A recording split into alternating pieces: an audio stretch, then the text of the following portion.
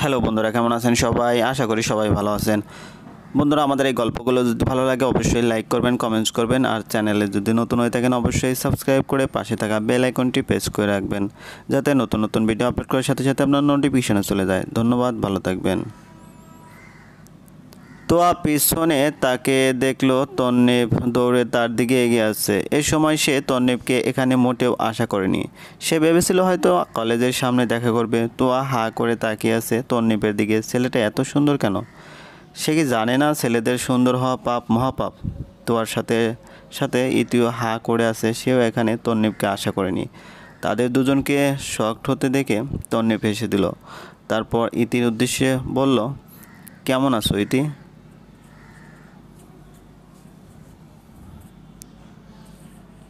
তন্নিপের প্রশ্নে দুজনেরই ধ্যান ভাঙল। তারপর ইতি হাসি মুখে উত্তর দিল, আলহামদুলিল্লাহ ভালো। আপনি কেমন আছেন ভাইয়া? এমন সাত সকালে আপনাকে এখানে মোটেও আশা করিনি। আমি প্রচণ্ড শকড। এতে আমার কোনো দোষ নেই, সব দোষ তোমার ফ্রেন্ডের। সেই বলেছে কাল সকালে কলেজে যাওয়ার আগে আমার সাথে দেখা করতে হবে, নইলে কথা বলা অফ। আমি আবার তাকে খুব ভয় পাই, তাই সুরসুর করে চলে আসলাম তোমাদের সাথে দেখা করতে। তোয়া এতক্ষণ তন্নিপের মিথ্যা কথাগুলো হজম করছিল।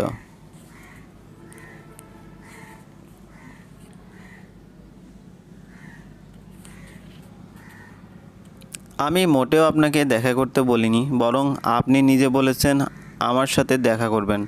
কি সুন্দর আমার কাঁধে এসব দোষ চাপিয়ে দিচ্ছেন। আসলে কি তাই? আমি বলেছিলাম? কই, আমার তো মনে পড়ছে না। যাক, বাদ দাও সেসব কথা। তারপর তন্নি পকেট থেকে একটা গোলাপ ফুল বের করে তোয়ার দিকে বাড়িয়ে দেয়। মনি, এটা তোমার জন্য। গোলাপটা পেয়ে তোয়া খুব খুশি হয়ে যায়। এটা তার ভালোবাসা মানুষের থেকে পাওয়া তার দ্বিতীয় উপহার। কালও তন্নি তাকে লাল গোলাপ দিয়েছিল, যা সে সযত্নে রেখে দিয়েছে। ধন্যবাদ, মাই প্লেজার। আপনাদের লাইলি মজনুর প্রেম শেষ হলে কি আমরা বাসে উঠতে পারি? কলেজের সময় হয়ে যাচ্ছে, পরে আর বাস পাবো না। ইতির কথায় দুজনে হেসে দেয়। ইতিও সাথে যোগ দেয়। তারপর তারা একসাথে বাসে উঠে যায়। বাস উত্তরা থামায়। তারা তিনজনই নেমে পড়ে। তন্নি তোয়া আর ইতিকে কলেজের গেট পর্যন্ত পৌঁছে দেয়। তাদের দুজনের মধ্যে অল্প অল্প কথা হতে থাকে। তন্নিপি বেশি কথা বলে, তোয়া শুধু উত্তর দেয়। তোয়া আস্তে আস্তে তন্নিপের সাথে ফ্রি হতে থাকে। তোয়াকে কলেজে পৌঁছে দিয়ে নিজে অগ্রসর হয় ভার্সিটির উদ্দেশ্যে। গত দুদিন তোয়ার কাছে স্বপ্নের মতো কেটেছে। তন্নিপ যে এত সুন্দর হবে তা সে কল্পনাও করেনি। শ্যামবর্ণের চেহারায় এত মায়া থাকে তা সে আগে দেখেনি।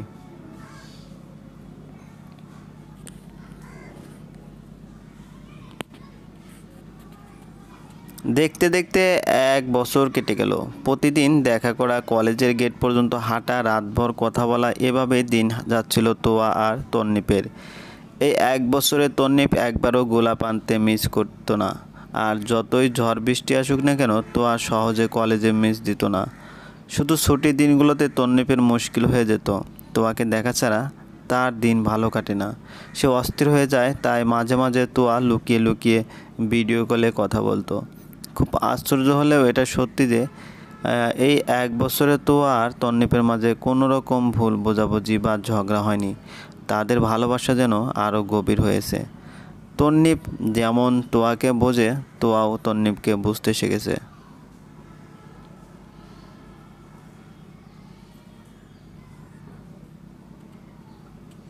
আজ তোয়ার ভীষণ মন খারাপ।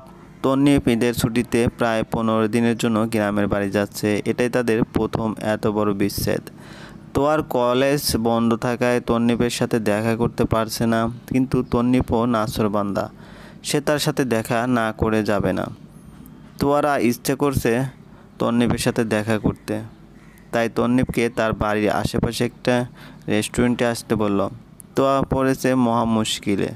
তন্নিপ কোনোভাবেই তার কথা শুনছে না। এদিকে বাড়ির কেউ তাকে বাইরে যেতে দেবে না। অজ্ঞাত ইতিকে সাথে নিয়ে তোয়া তার বাবাকে ম্যানেজ করলো। প্রথমে সে ইতিকে নিয়ে তার জমানো টাকা দিয়ে তন্নিপের জন্য একটা শার্ট কিনলো। তার মায়ের জন্য মোটামুটি দামের একটা সুতির শাড়ি কিনলো। তার বোনের জন্য একটি ঘড়ি নিল।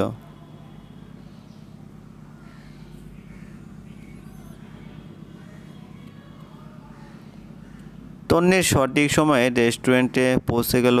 তোয়া আগের থেকে অপেক্ষা করছিল। তন্নিবকে আসতে দেখে ইতি তার সাথে কুশল বিনিময় করে অন্য সিটে চলে গেল। তোয়া মন খারাপ করে বসে আছে। তন্নিব গিয়ে তোয়ার পাশে বসলো। তোমার হাতটা নিজের মুঠোয় নিয়ে এই এক বছরে তোয়া অনেকটাই ফ্রি হয়ে গেছে তন্নিবের সাথে। এখন আর তার সাথে কথা বলতে সংকোচ হয় না, হাত ধরতে ভয় করে না। কিন্তু তাদের ভালোবাসাটা নোংরামের পর্যায়ে না, তারা শুধুমাত্র হাত ধরার মধ্যেই সীমাবদ্ধ ছিল। তন্নিব এবার পূর্ণ দৃষ্টিতে তোয়ার দিকে তাকালো। তোয়া আজ আবারও আকাশি রঙের জামা পরেছে, চুলগুলো ঝুটি করা, চোখে হালকা কাজল, ঠোঁটে হয়তো লিপ বাম দেওয়া। ডান হাতে একটা ব্রেসলেট আর বাঁ হাতে তার নিজের দেওয়া ঘড়ি।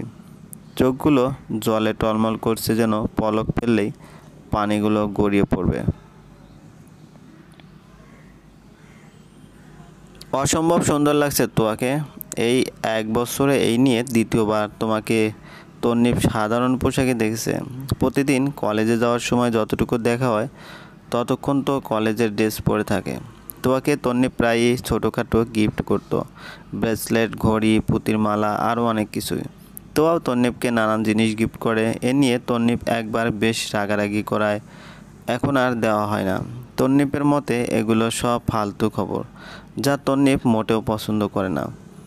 কান্না কেন করছো মনি? কিছুদিনের জন্যই তো যাচ্ছি, তাছাড়া প্রত্যেক দিন তো কথা হবে। তোমার সাথে দেখা করতে এসেছি মনটা ভালো করার জন্য, আর তুমি আসার পর থেকে মুখ ভার করে বসে আছো। আমারও তো খারাপ লাগছে নাকি?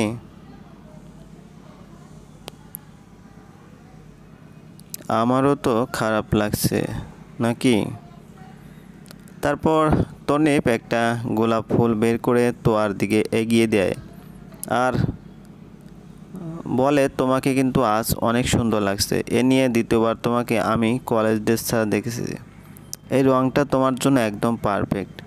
ফুল পেয়ে তোয়া খুশি পেয়ে যায়। এই একটা জিনিসকে সে কখনোই আনতে ভোলে না, তাই মুখে হাসি ফুটিয়ে জিজ্ঞেস করে, কখন বের হবেন? সন্ধ্যার দিকে। আমাকে ফোন করবেন কিন্তু, একদিনও ফোন দেওয়া যেন মিস না হয়, যতই ব্যস্ততা থাকুক না কেন।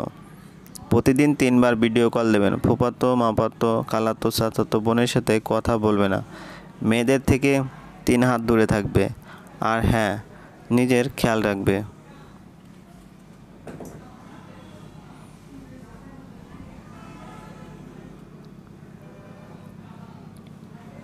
বাপরে, এতগুলো রুলস! আমার প্রকাশক মনিটা কবে এমন চালাক হয়ে গেল? ভয় পাচ্ছ বুঝি? এ কদিনে তোমাকে ভুলে যাব? মানুষ চোখের আড়াল হলে মনের আড়াল হয়ে যায়। তুমি আমার চোখের আড়াল হলেও মনের আড়াল কখনোই হবে না। মনটা তো সম্পূর্ণই তোমার। তোমাকে আড়াল করা মানে নিজেকে ভুলে যাওয়া, সেটা কখনোই সম্ভব না। এই মধ্যে ইতি উপস্থিত হয়ে তোয়াকে তারা দিনে থাকে। আপনাদের ডিস্টার্ব করার জন্য মাপ চাচ্ছি। তোয়া তাড়াতাড়ি কর, সময় বেশি নেই, সন্ধ্যা হয়ে যাচ্ছে। বাড়ি ফিরতে হবে তো নাকি? অনেকক্ষণ হয়েছে বেরিয়েছি। ভুলে গেছিস? তোর বাবা বলেছে সন্ধ্যার আগে বাড়ি ফিরতে।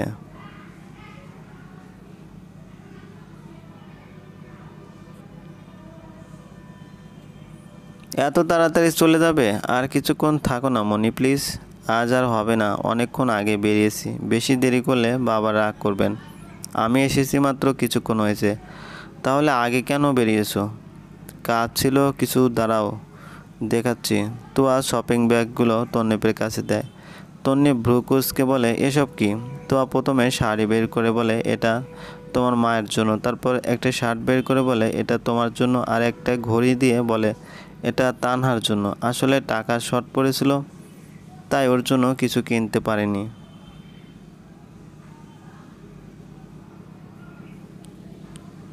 তন্নির এসব জিনিস দেখে খুব বিব্রত হলো। আমার নিজেকে ছোট মনে হচ্ছে। তোয়া, এইসব কি? তুমি তাদের জন্য কেন এতগুলো টাকা নষ্ট করতে গেলে?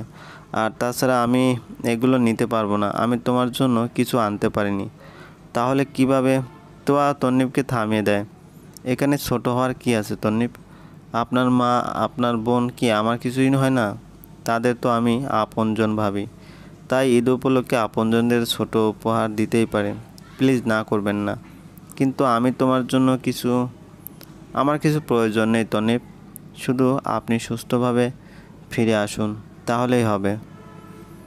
কিন্তু আমার কিছু প্রয়োজন নেই তন্নিব। শুধু আপনি সুস্থ হয়ে ভাবে ফিরে আসুন, তাহলেই হবে।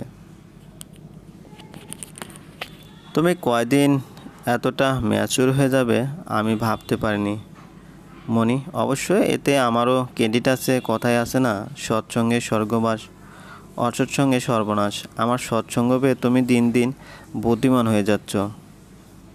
কিন্তু এটাই লাস্ট, আর কখনো এমন করবে না, প্রমিস করো। এগুলো আমাকে খুবই বিব্রত করে। এখানে বিব্রত হওয়ার কি আছে? আমি তো তাদের শুধু সামান্য উপহার দিয়েছি। সামান্য না তোয়া, এগুলো আমার কাছে অনেক দামি। তুমি আমার পরিবারকে এতটা আপন ভাববে আমি কল্পনাও করিনি। বাদ দিন তোয়া। আসলে মনি, আমিও তোমার জন্য কিছু এনেছি, কিন্তু তোমাকে দিতে লজ্জা লাগছে। এই সামান্য উপহার তোমাকে কিভাবে দিই আমি?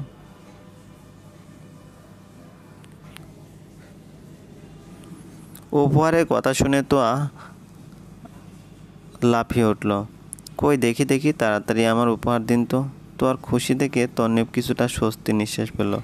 তারপর পকেট থেকে একটা প্যাকেট বের করে দিল। তোয়ার সাথে সাথে প্যাকেটটা খুলে দেখে এক জোড়া ঝুমকা। ওয়াও, খুব সুন্দর। এটাকে সামান্য কেন বলছেন? আপনার দেওয়া প্রত্যেকটি উপহার আমার কাছে খুব দামি আর অমূল্য। ধন্যবাদ এত সুন্দর একটা উপহারের জন্য। তোয়ার সাথে সাথে ঝুমকো জোড়া কানে পড়ে নেয়। কেমন লাগছে আমাকে? খুব সুন্দর। আজ তাহলে আসি। নিজের খেয়াল রাখবেন। আর বাসায় পৌঁছে আমাকে কল করবেন। আল্লাহ হাফেজ।